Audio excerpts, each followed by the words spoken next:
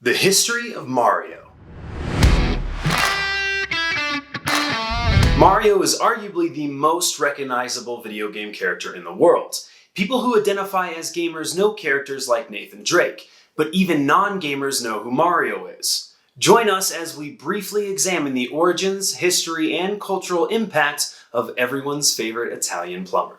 It may surprise you to find out that Nintendo has been around since the 1880s. They were originally founded to sell a specific type of Japanese playing card named Hanafuda cards, and eventually began to sell toys as well. In the 1980s, video games were starting to become popular. Back then, most video gaming happened at arcades with coin-operated machines. While there are still some video game arcades around today, they're nowhere near as popular as they once were, mainly due to the existence of consoles. Nintendo wanted a cut of the arcade action, so they asked one of their artists, Shigeru Miyamoto, to design an arcade game for them. Miyamoto designed the story first and then the game. The game was Donkey Kong, and it defined single-screen platformers of the era. The player controlled a carpenter named Jumpman, who had to navigate moving barrels, which he could also smash with a hammer to save a woman named Pauline. Princess Peach wouldn't appear until Super Mario Bros. The Donkey Kong coin-op arcade game was wildly successful, so Nintendo did their best to get a foothold in other parts of the world, especially the American market. Nintendo of America was soon founded. During a meeting regarding one of their next games, a platformer starring Jumpman, the landlord of their Nintendo offices burst in demanding his overdue rent.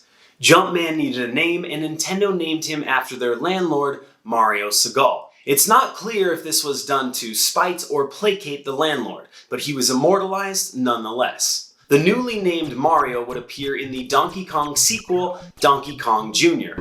It was mechanically similar to Donkey Kong, but the roles were reversed. The player played Donkey Kong Jr., who had to rescue his father from Mario.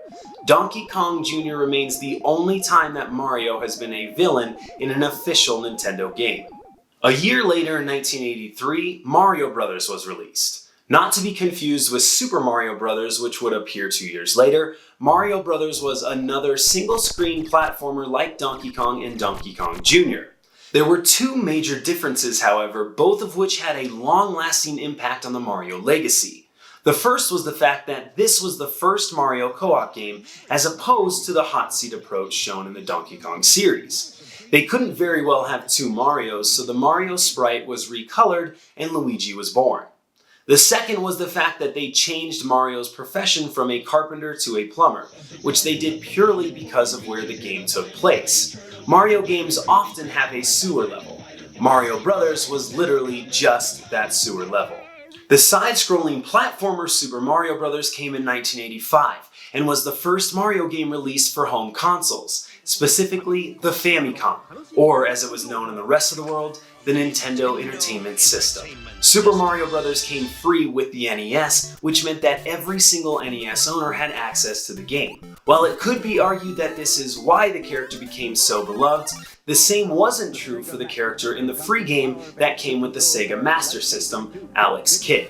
In fact, Alex Kidd's lack of popularity would ultimately result in Sega creating another mascot, Sonic the Hedgehog.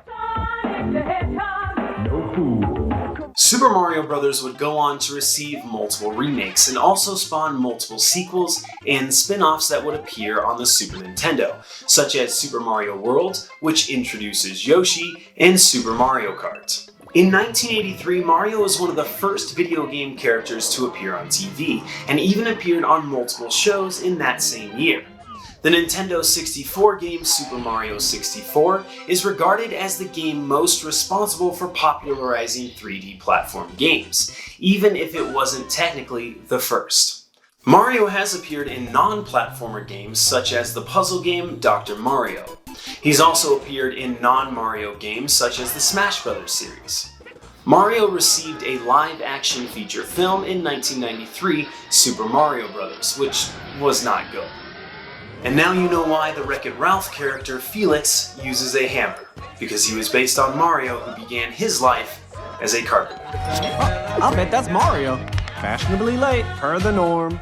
What's your favorite Mario game? Let us know in the comments below. Hit that subscribe button, and as always, geek out.